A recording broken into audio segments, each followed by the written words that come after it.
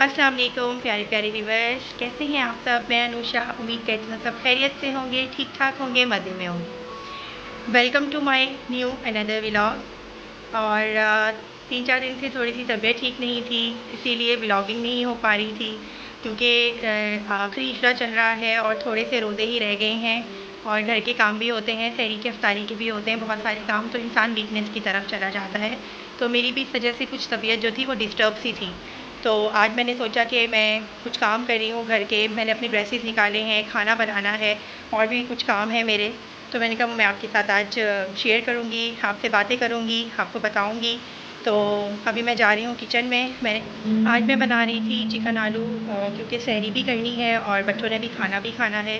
और 10 बजे तक जो है वो गैस चली जाती है। थोड़ा सा लेट हो गई क्योंकि रोज़ा वगैरह अफ्तार किया, उसके बाद मैं थोड़ा सा फ्रेश हुई, थोड़ा रेस्ट किया, तो थोड़ी सी देर हो गई खाना बनाने में। लेकिन शुक्र अल्हम्दुलिल्लाह सारी चीज़ें मैंने कट करके रख ली हैं और अब मैं खाना बनाना स्टार्ट। ये देखिए जी, यहाँ पर मैंने निकाल लिया था हाफ़ के जी चिकन और आलू भी मैंने अच्छे से पीसेस में कट कर लिए थे, बिल्कुल फ़ाइन से। और यहाँ पर मैंने बनाया है पेस्ट।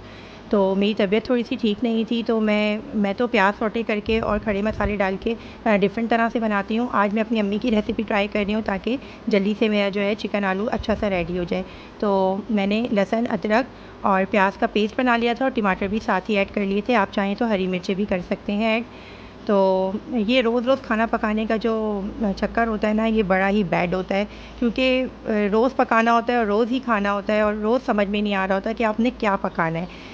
कभी दालें, कभी सब्ज़ियाँ, कभी कुछ, और जब सब चीज़ें ओके हो जाती हैं, खा लेते हैं, सब कुछ हो जाता है, उसके बाद फिर बैठ जाते हैं कि अब आज क्या बनाना है। तो यहाँ पर मैंने खड़े मसाले इसमें ऐड कर लिए थे और ऑयल भी बहुत अच्छे से जो था वो गर्म था और मैंने उसमें चिकन ऐड कर दी थी। चिकन को अच्छी तरह से जो है वो फ्राई करेंगे, साथ साथ मैं आपको रेसिपी भी बताती रहूँगी। बिल्कुल ईज़ी से हैं और बहुत ही डिलीशियस, बहुत ही मज़ेदार से बनकर तैयार होते हैं। चिकन को फ्राई करने के बाद मैंने जो पेस्ट बनाया था वो मैंने इसके अंदर ऐड कर दिया है। ये देखिए, इसको मैं अच्छी तरह से फ्राई कर लूँगी। उसके बाद मैं इसमें जो बेसिक मसाले जाते हैं, नमक, हस्बे ज़रूरत, हस्बे ज़ायक़ा, जितना आप यूज़ करते हैं। मिर्ची मैं 2 चम्मच यूज़ करती हूँ, आप ज़्यादा या कम कर सकते हैं। और यहाँ पर जो है वो गैस जाने वाली थी, तो सिस्टर ने कहा मैं जल्दी से रोटी भी साथ ही जो है वो बना लेती हूँ। और हस्बैंड ने कहा कि अगर आपने केक लेना है तो हम बाहर चलते हैं, क्योंकि हस्बैंड ने कहीं जाना था, तो उन्होंने कहा कि केक ले लेते हैं। यहाँ पर सालन जो है वो फ्राई नहीं हुआ था, अभी उसने ऑयल नहीं छोड़ा था। तो मैंने सिस्टर को कहा कि आप ज़रा इसका ध्यान रखिएगा, तो मैं ज़रा बाहर से होकर आती हूँ। हम जा रहे हैं अयान के बर्थडे के लिए केक लेने के लिए। और यहाँ पर नीचे हो रही थी तरावियाँ, अयान साहब भी तरावियाँ ही पढ़ रहे थे और हम जा रहे थे इनके लिए केक लेने के लिए। जी, तो मैं खाना बना रही थी। खाना बनाते बनाते मैं जो है हस्बैंड को कहीं काम जाना था, तो हमने अयान के लिए केक भी लेना था। वो भी बहुत ज़रूरी था, क्योंकि फिर हस्बैंड चले जाते तो फिर वो लेट नाइट आते हैं सहरी टाइम, और कभी कभी सहरी टाइम आते भी नहीं हैं। तो मैंने कहा पहले ये वाला काम ख़त्म कर लूँ। खाना मैं रखा ही और सिस्टर रोटी बना रही थी, तो मैंने कहा पहले अयान के लिए केक वाला काम ख़त्म कर लेते हैं आराम से। तो अभी खाना बन रहा है घर पे, क्योंकि गैस चली जाएगी, और अभी हमने अयान के लिए केक लेना है, फिर अयान को हमने सरप्राइज़ देना है। अयान पढ़ रहे हैं तरावियाँ और अभी हम जा रहे हैं बेकरी।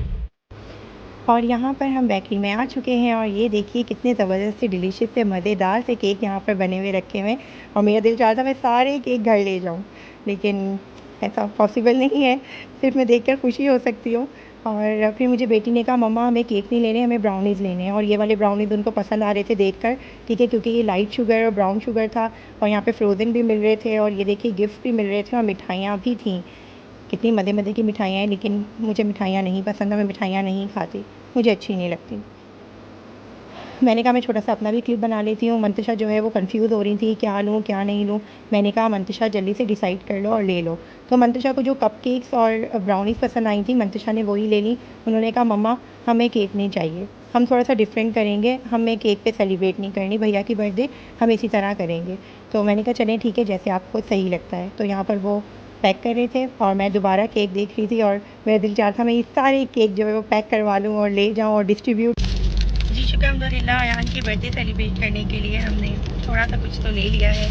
और आई होप है मंतशा भैया खुश हो जाएंगे ना, भैया को सरप्राइज़ देंगे। चलें तो अभी हम अयान का वेट करेंगे, अभी बच्चों को खाना भी देना है और भी बहुत सारे काम करने हैं। तो अभी घर जा रहे हैं, ले लिया है अयान का सामान। और जब मैं घर आई तो ये देखिए मैंने सालन रेडी कर लिया था, धनिया भी मैंने डाल दिया था और मिर्चें भी मैंने डाल दी थी।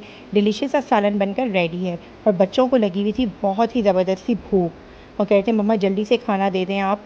और खुशबू इतनी ज़बरदस्त आ रही थी, बहुत ही मज़े की खुशबू आ रही थी क्योंकि मैंने इसमें खड़े मसाले ऐड किए थे और खड़े मसाले डाल के सालन बहुत ही अच्छा बनता है। तो अब हम खाना खाएँगे। जी, तो वेलकम बैक।